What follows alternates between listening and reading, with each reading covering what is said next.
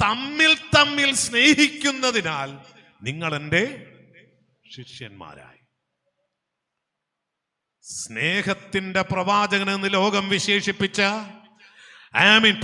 മനുഷ്യവർഗത്തിന് വേണ്ടി തന്റെ ജീവനെ മറുവിലയായി കൊടുത്ത് ക്രിസ്തുവോ നാം പാപികളായിരിക്കുമ്പോൾ തന്നെ തനിക്ക് നമ്മോടുള്ള സ്നേഹം വെളിപ്പെടുത്തി തന്ന ക്രിസ്തുവിന്റെ അനുയായികൾ എന്ന് പറയുന്നവർ ഇന്ന് സ്നേഹം നഷ്ടപ്പെട്ടവരായി തെരുവിൽ പോരടിക്കുന്നവരായി മാറുമ്പോൾ ഈ ശിഷ്യരെന്നുള്ള പേരിന് എന്താ പ്രസക്തി?